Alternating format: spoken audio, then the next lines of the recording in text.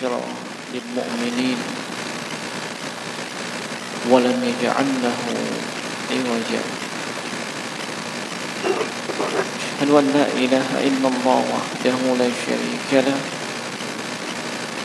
الملك الحق المبين وأشهد أن محمدا عبده ورسوله صادق الوعد الأمين صلوات الله عليه وعلى آله وأصحابه ومن تبعهم بإحسان إلى يوم الدين وسلم تسليما كثيرا أما بعد. إخواني في الدين أعزنا الله وإياكم أجمعين. Semoga Allah Subhanahu wa Ta'ala senantiasa mencurahkan rahmat-Nya untuk kita semua. Dan alhamdulillah di petang hari ini di penanggalan Kamis di bulan Rabiul Akhir di tahun 1442 kembali kita mendapatkan kesempatan untuk sama-sama berada di taman di antara taman-taman syurga. Rasulullah sallallahu alaihi wasallam bersabda, "Idza maradtum bi riyadil jannah farta'u." Kalau kalian melewati taman dari taman syurga, maka singgahlah. Singgahlah kata beliau. Lalu ditanya tentang taman syurga tersebut. Beliau menyebutkan khilaqul zikr wa khilaqu fihi aw dzukira fihi aw majalisul halal wal haram kaifa nabi'u wa kaifa nashtari aw kama qalahu sallallahu alaihi wa alihi wasallam. Itu majelis yang di dalamnya kita mengingat Allah, disebutkan firman Allah dan juga sabda Rasulullah sallallahu alaihi wasallam. Dijelaskan di dalamnya mana yang halal, mana yang haram, bagaimana bermuamalah, berinteraksi dengan baik. Majelis ilmu. Inilah taman-taman surga yang ada di kehidupan dunia ini. Dan pendahulu kita yang saleh, mereka memandang di dalam lifestyle atau gaya hidup mereka bahwasanya segala sesuatu yang terkait dengan agama dan kehidupan akhirat itu adalah kelezatan dunia yang ada di kehidupan mereka. Imam Ibnul Munkadir rahimahullah ta'ala beliau pernah mengungkapkan, ma baqiya min maladzatid dunya illa min salas. Tidak tersisa dari kelezatan dunia, kata beliau. Tidak tersisa dari kelezatan dunia kecuali 3 hal. Lalu beliau sebutkan ketiga hal tersebut adalah salatul jamaah wa qiyamul lail wa liqa'ul ikhwan.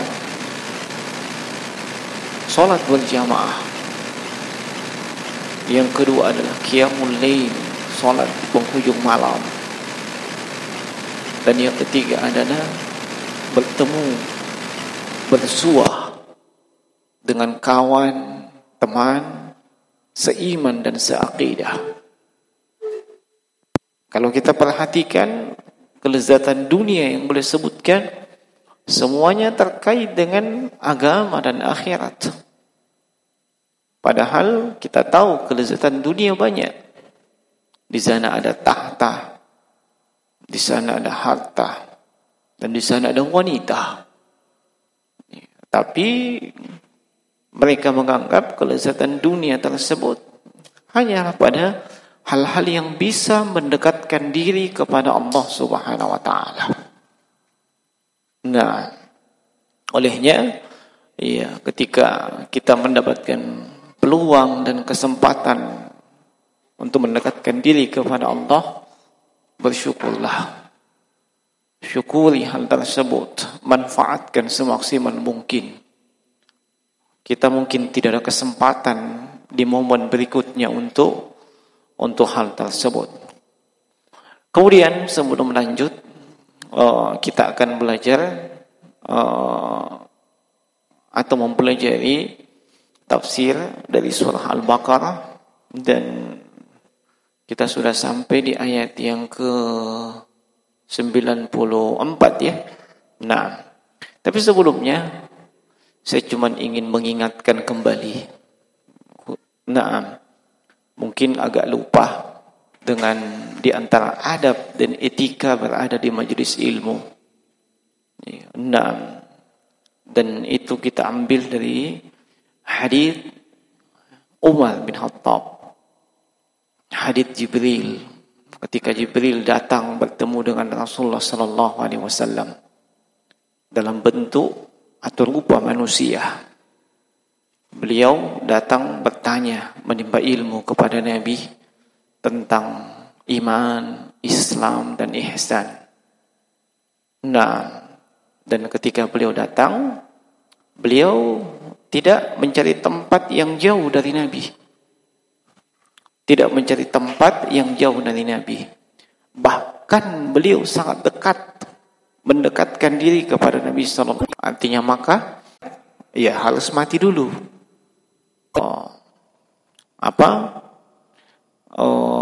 Mereka disebutkan oleh Allah Subhanahu wa taala, wa qalu, wa qalatil yahudu wan nasara lan yadkhulul jannata illa man kana hudan aw nasara. Nah, wa qalu lan yadkhulul jannata illa man kana hudan aw nasara. Cek dulu ayatnya, siapa tahu saya salah ingat. Iya. Nah, ayat 111 ya dari surah Al-Baqarah. Wa qalu, cocok, lan yadkhulul jannata illa man kana hudan aw nasara. Ini klaimnya mereka. Mereka katakan apa? Tidak akan bisa masuk surga kecuali Yahudi dengan Nasrani. Nah, itu klaimnya mereka. Jadi surga itu mereka sudah coupling. Ya, sudah coupling kan mereka itu surga. Nah, ya. Dan di ayat yang lain, ayat 70-an dari Al-Baqarah, ya, mereka katakan apa? Wa qalu lan tamassana an-naru illa ayyaman ma'dudah. Mereka mengklaim, kami kalau masuk neraka tidak lama. Ayyaman ma'dudah, bisa dihitung jari hari-harinya, tidak lama. Nah, dengan demikian akhirat, surga, iya, mereka sudah coupling. Iya, itu klaimnya mereka. Mau masuk surga, kau jadi Yahudi atau Nasrani. Iya, karena kalau kau jadi Yahudi atau Nasrani, maka kalaupun banyak dosamu, sebentar kau itu di neraka, tidak lama. Itu klaimnya mereka. Di dalam surah Al-Maidah juga di ayat yang 18 kalau tidak salah, wa qalatil yahudu wan nasara nahnu abna'ullahi wa ahibba'uhu. Mereka mengklaim, Yahudi dengan Nasrani, kami ini adalah abna'ullah, anak-anaknya Allah. Kami ini wa ahibba'uhu, habibullah, kecintaannya Allah. Iya, mereka itu para habib beda. Ya, tahu habib? Iya. Naam. Mana habib? Orang yang dicintai. Itu secara bahasa. Habibullah, orang yang dicintai oleh Allah. Naam. Kalau Rasulullah, dia apa?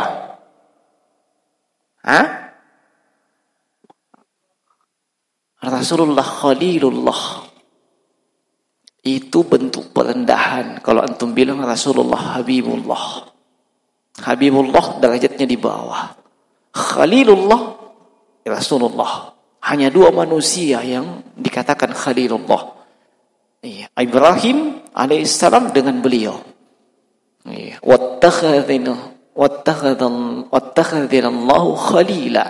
Allah menjadikan aku, kata Nabi, khalilnya, kekasihnya. Nah, maka ya jangan dikatakan Rasulullah Habibullah, khalil, kekasihnya. Nah, beda antara khalil dengan Habib.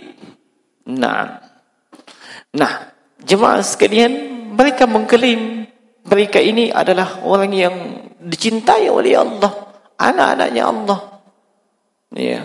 Mereka juga mengklaim di ayat yang lain, kunu hudan aw nasara tahtadu. Kalau kau mau dapat hidayah, petunjuk, kunu hudan aw nasara. Jadilah kalian orang Yahudi atau orang Nasrani. Ini semua klaimnya mereka. Klaimnya Yahudi dengan Nasrani.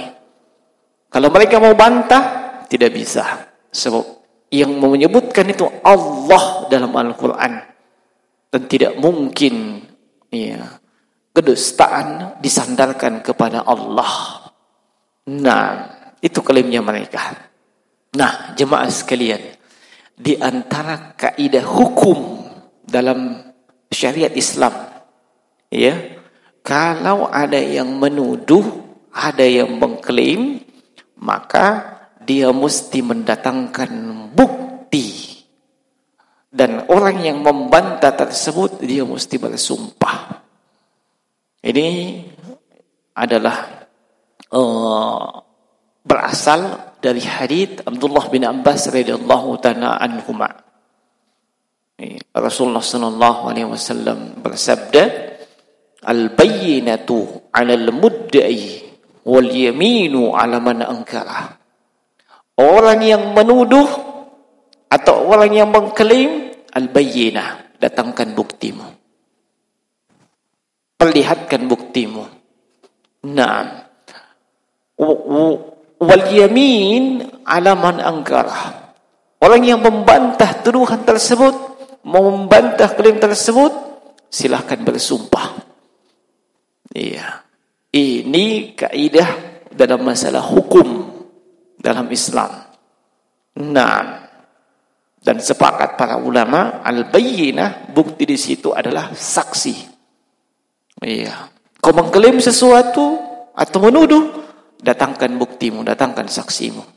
Makanya di ayat-ayat yang kita sebutkan tadi, Allah membantah kaum Yahudi dengan kaum Nasrani sekaligus menunjukkan bukti kedustaan mereka.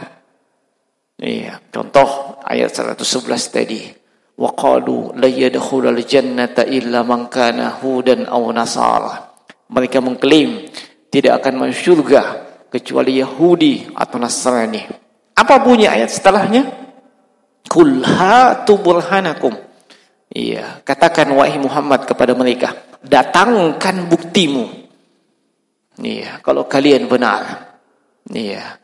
Tilka amaniyuhum. Allah sudah bantah. Itu angan-angan. Ya. Angan-angan yang kosong. Ya. Kalau yang benar, itu roja, pengharapan. Kalau disebut amani, itu cuma angan-angan. Nah, contoh angan-angan, saya berharap ingin tinggal di planet Mars, bikin perumahan di sana. Kira-kira itu harapan yang bisa terwujud atau angan-angan? Hah? Angan-angan. Nah, atau ada yang punya angan, ada yang punya mimpi. Tanda kutip, harapan di masa yang akan datang. Mudah-mudahan saya bisa punya istri 4. Wah, dilihat, itu bisa jadi harapan yang bisa benar atau bisa angan-angan. Iya. Kalau misalnya sekarang dia punya istri satu, iya, kekuatan finansial dan kekuatan fisiknya, iya, tidak mampu mengimbangi istrinya yang satu, iya. Nah, kehidupan ekonomi rumah tangganya pas-pasan, iya. Pas mau makan, pas tidak ada, iya. Belum lagi kemampuan fisik untuk mengimbangi istrinya, pesan kutus-kutus. Kutus-kutus, tidak ada kutus-kutus. Baru mau tambah istri. Itu namanya angan-angan. Angan-angan kosong. Nah, iya, kalau mau tanya istrinya, "Bagaimana suamimu?" Iya. Kalau tanpa kutus-kutus baru KO, ditiup angin na jatuh. Iya. Na sengugi ni semui mendre dari seno. Iya. Disegamin no ko pula ni. Iya. Nah, ini bahasa Inggris jemaah sekalian. Antum tidak perlu terlalu paham, ya. Nah, kenapa bisa demikian? Itu nih kekuatan fisik. Ini angan-angan mau punya istri 2, 3, 4. Ya, itele kan masih. Iya. Nah, lihat kemampuan Anda. Iya. Ini khusus untuk mereka yang sudah beristri maksud saya. Adapun yang belum punya istri ya nanti kita buktikan kalau sudah menikah. Iya. Nah, kaum Yahudi dan kaum Nasrani punya angan-angan begitu. Surga milik mereka. Kalaupun masuk neraka sebentar. Mau kau dapat hidayah, jadi kau Yahudi. Iya. Mau kau dapat petunjuk, jadi kau Yahudi.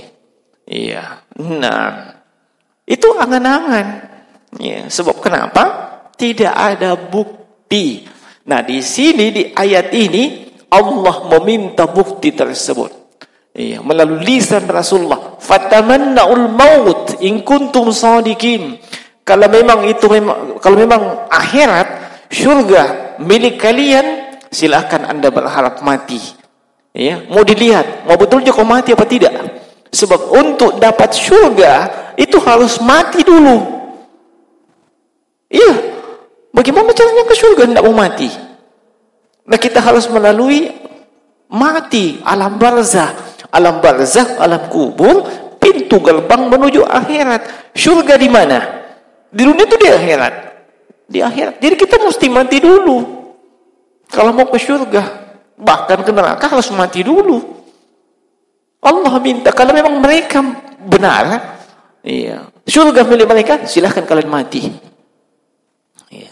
Nah, sampai-sampai iya, di dalam riwayat yang disebutkan oleh Imam Ibnu Katsir dalam tafsirnya dari Abdullah bin Abbas radhiyallahu taala anhuma, Rasulullah sebutkan, nih, "Lau anna al-yahuda", ya, seandainya kaum Yahudi meminta mati, lamatu, Allah matikan mereka. Iya. Untuk menunjukkan bahwa mereka ini bohong, dusta, klaimnya itu tidak benar. Bahwa surga itu milik mereka. Iya, sebab untuk masuk surga harus mati. Buktinya apa? Coba kita lihat ayat selanjutnya, 95. Walan yatamannawhu, dan mereka tidak akan berangan-angan, tidak akan menginginkan, abadan, tidak akan menginginkan selama-lamanya, tidak akan pernah menginginkan namanya mati. Iya. Nah, padahal itu yang Allah minta kepada mereka. Buktikan kalau memang surga kau punya. Ya, buktikan kalau kau masuk neraka sebentar. Buktikan kalian ini anak-anaknya Allah. Buktikan kalau kalian ini kecintaannya Allah. Buktikan kalau hidayah di tangan Anda. Allah minta mereka mati. Tapi Allah sebutkan wala yatamannawhu abadan. Mereka tidak akan pernah mau, tidak akan pernah menginginkan selama-lamanya yang namanya kematian. Kenapa? Bima qaddamat aidihim. hal itu disebabkan apa yang sudah mereka perbuat di dunia dari dosa-dosa mereka.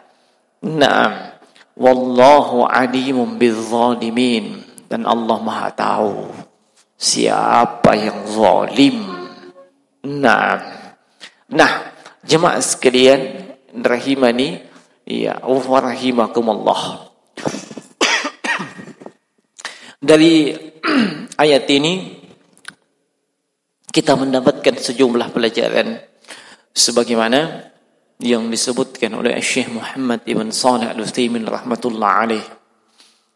Min fawaidil ayat, di antara pelajaran dari ayat-ayat ini. Pertama, takdzibul yahudi alladzina qalu lana al-akhirah wa lakumud dunya lan tamassana an-nar illa ayyaman ma'dudah. Ini ayat adalah merupakan bantahan atas kedustaan kaum Yahudi. Sebab mereka ini mengklaim bahwa syurga milik mereka. Mereka ini adalah habibnya Allah, anak-anaknya Allah. Itu semua didustakan. Kenapa? Sebab Allah berfirman kepada mereka, fatamannaul maut. Kalau bahasa sederhananya, Anda mengklaim, tanah ini milik saya. Sudah puluhan tahun saya punya tanah ini. Maka, ayo, datangkan buktinya. Datangkan buktinya. Kalau memang kalian benar. Allah minta bukti dalam ayat ini untuk mereka. Sama dalam kehidupan kita sehari-hari. Dan ini yang kadang jadi masalah di berbagai wilayah. Kadang, pemilik tanah sudah berbaik hati. Dia juragan tanah. Tanahnya susah dihitung. Dia ada yang minta, tapi bisakah saya cocok tanam di tanah tak ini? Nanti kita bagi hasil apa segala macam. Wah bagus itu. Oh ya silakan. Maka pertama yang dibikin rumah-rumah kecil rumah-rumah untuk orang nginap, istirahat kalau habis dari sawah, habis dari kebun, itu jadi bikin. Setahun, 2 tahun, 5 tahun berlalu, agak luas rumahnya. 10 tahun kemudian semi permanen rumahnya. 20 tahun permanen. Masuk tahun ke-30 bertingkat rumahnya. Anak cucunya sudah meninggal orang yang dikasih amanah itu, tinggal cucunya. Pemilik tanah datang mengklaim untuk pindah. Sebab tanahnya, enggak bisa. Sejak nenekku di sini memang tinggal. Kan begitu ya? Itu yang banyak jadi ribut. Akhirnya apa? Di pengadilan.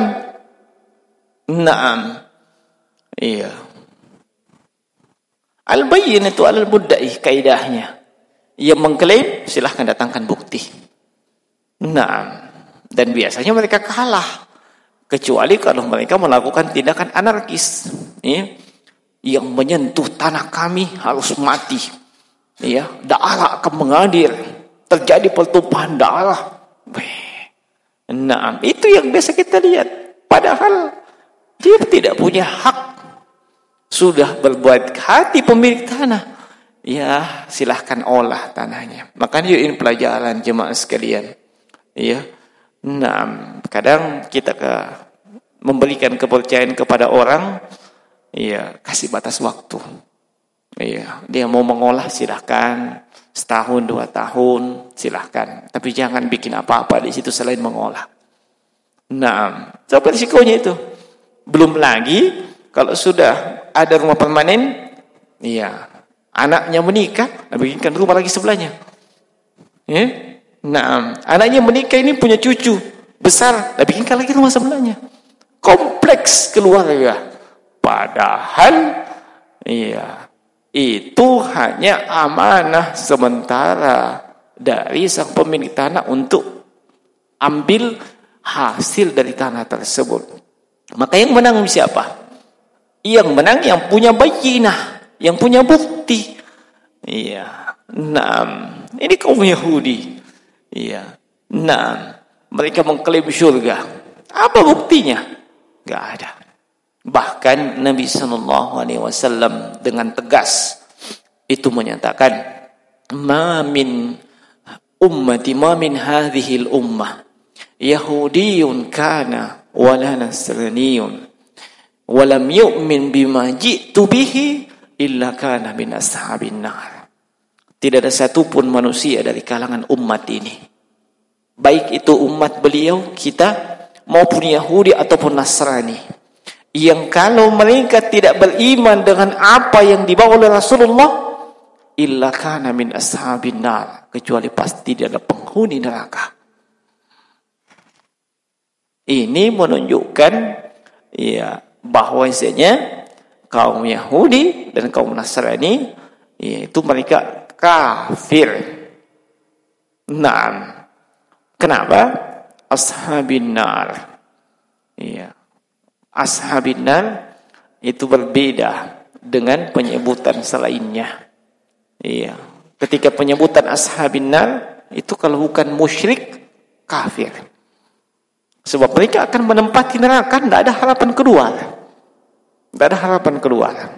Nah, ini berdasarkan ayat dengan hadis. Entahlah kalau dari rekaman ini muncul lagi orang mengatakan itu ujaran kebencian.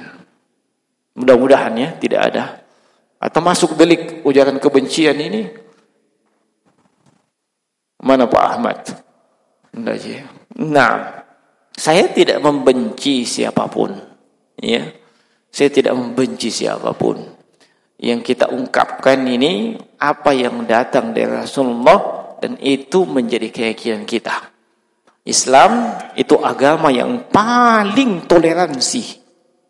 Apa buktinya? Rasulullah hidup berdampingan dengan Yahudi dan Nasrani, bahkan penganut agama yang lain di Madinah. Iya, tanpa ada silang sengketa yang berarti. Iya. Islam penguasa. Pemimpinnya Rasulullah, hidup di tengah mereka Yahudi dan Nasrani. Iya. Itu toleransi yang luar biasa. Iya. Nah, dan batasan toleransi dalam Islam apa? Iya, sosial kemasyarakatan dan muamalah. Itu saja.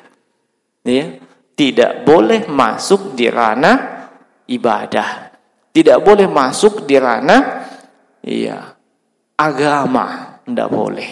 Sebab kalau sudah masuk ke ranah agama, Islam punya prinsip lakum dinukum waliyadin. Masuk ke ranah ibadah, Islam punya prinsip. Tidak boleh campur aduk.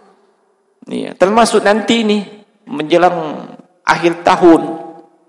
Biasanya ada perayaan tanggal 25 Desember. Nah, semua yang terkait dengan itu tidak boleh kaum muslimin ikut campur. Sebab itu terkait dengan ibadah dan agama mereka. Bukan terkait dengan sosial kemasyarakatan atau muamalah. Tidak sama sekali. Itu terkait dengan agama dan ibadah mereka. Nah, termasuk ucapan selamat. Nah, berbeda dengan sosial kemasyarakatan atau muamalah. Contoh, di kantor kita ada orang Yahudi atau orang Nasrani dapat promosi jabatan. Kalau di lingkungan ASN dari kepala seksi jadi kepala bidang. Dia Yahudi Nasrani. Boleh kita ucapkan selamat? Boleh. Dia bikin acara syukuran, boleh kita datang? Boleh. Kenapa? Itu tidak terkait agama, tidak terkait ibadah. Bisa dipahami ya perbedaannya? Dia naik promosi jabatan. Atau apa contoh yang Ada teman kita Yahudi atau Nasrani, ya, apa ya? Dia mau mengadakan syukuran, makan-makan. Kenapa? Bisa beli sepeda yang hebat. Apakah itu Polygon, apa itu namanya? Kenapa lari ke sana? Mungkin kan di kepalanya cuma sepeda. Ya. Nah, iya, harganya mahal. 30 juta. Ya, boleh kita kasih selamat? Boleh. Selamat. Anda sudah mampu beli. Ya, setelah mungkin menabung bertahun-tahun, selamat. Anda sudah berhasil. Tidak ada masalah. Iya. Tidak ada masalah. Tidak ada hubungannya dengan agama dan ibadah. Tidak ada. Tapi ketika terkait dengan ibadah mereka, agama mereka, atau kelahiran Tuhan mereka, jangan Anda coba-coba kasih selamat. Sebab hakikatnya selamat atas kelahiran Tuhan Anda. Lah, kok gitu? Ente sendiri mengaku kul huwallahu ahad, hanya Allah yang satu. Kok bisa beri ucapan selamat atas lahirnya Tuhan Anda? Gimana mikirnya? Makanya bedakan antara mana ranah atau lingkupnya agama dan ibadah, mana sosial kemasyarakatan atau muamalah. Itu beda. Dan Islam toleransinya di mana? Sosial kemasyarakatan, muamalah, bukan di ibadah, bukan di agama. Ya, termasuk pimpinan. Pimpinan ternyata mana Om Ali? Ya, pimpinan ternyata Yahudi atau Nasrani. Boleh kita kasih ucapan selamat? Boleh. Selamat atas jabatan yang Anda duduki. Silahkan. Itu muamalah. Itu sosial kemasyarakatan. Tidak ada hubungannya dengan ibadah. Tapi kalau sudah ibadah, sudah agama, afwan, lakum dinukum waliyadin. Ini yang dijaga oleh non-muslim yang hidup di Madinah. Tidak ada konflik. Nah, tidak ada konflik. Termasuk masalah ujaran kebencian dan seterusnya. Selama itu di lingkupnya kaum muslimin, tidak ada masalah. Yang jadi masalah kalau dia umbar ke kanan muslim, itu bisa jadi ujaran kebencian. Tapi kalau semuanya di sini muslim, dia sampaikan akidah, keyakinan, itu no problem. Tidak ada masalah. Nah, ini ikhwani fiddin azanallahu. Kemudian yang kedua, annal kafirah yakrah al-mauta lima ya'lam min su'il akibati. Dari ayat-ayat ini kita mendapatkan pelajaran orang kafir itu sangat membenci kematian. Allah sebutkan walan yatamannahul maut walan yatamannahu abadan bima qaddamat aydihim. Mereka sangat tidak suka namanya kematian sebab mereka sudah tahu apa akibat dari yang sudah mereka lakukan ketika di dunia. Akibatnya mereka dapat kapan? Nanti ketika mati. Mereka sudah tahu. Makanya tidak ada yang mau berharap itu. Tidak ada yang mau berharap untuk mati. Adapun seorang muslim, seorang muslim itu meyakini kapanpun dan dimanapun dia bisa mati. Kapanpun dan dimanapun dia bisa mati. Nah, kalau misalnya dia pergi berjihad, pergi berjihad bukan mempercepat kematian. Atau dia tidak mau pergi berjihad bukan menunda kematian. Sebab kematian itu hanya rahasia Allah. Hanya Allah yang tahu. Nah, jemaah sekalian, orang kafir tidak suka namanya kematian. Nah, kemudian ayat ini juga menunjukkan bahwasanya isbatus sababiyah. Nah, ada namanya sebab dan musabab. Anda dihukum, dimasukkan ke dalam neraka, ada sebabnya. Anda dimasukkan ke dalam surga, ada sebabnya. Anda mendapat bencana, musibah, Ada sebabnya. Sebab dan musabab itu ada. Ya. Nah, kemudian isbatu ilmu Allah Ta'ala lil mustaqbal. Ya. Liqauli ta'ala wa la yatamannahu abadan. Fawaqa al-amr kama akhbar. Ayat itu juga menunjukkan penetapan Allah Maha mengetahui segala sesuatu, termasuk yang akan terjadi di masa yang akan datang. Dari mana faedah tersebut? Allah sebutkan wala yatamannahu abadan. Iya, orang kafir iya itu tidak akan pernah mau dengan yang namanya kematian. Nah, dan kematian itu iya adalah sesuatu yang terjadi di masa yang akan datang. Nah, sesuatu yang terjadi iya, di masa yang akan datang. Iya, Allah Maha tahu. Iya, sesuatu yang terjadi iya, di masa yang lalu, di masa saat ini, dan di masa yang akan datang. Bagaimana terjadinya, teknik kaifiyat terjadinya, Allah Maha tahu. Tidak ada yang lepas dari ilmu Allah Subhanahu wa ta'ala. Nah, ini beberapa pelajaran ya. Jemaah sekalian rahimani wa rahimakumullah, dari ayat tersebut iya, kita ambil kesimpulan bahwasanya iya, kaum Yahudi ini mengklaim dengan sejumlah klaim. Iya.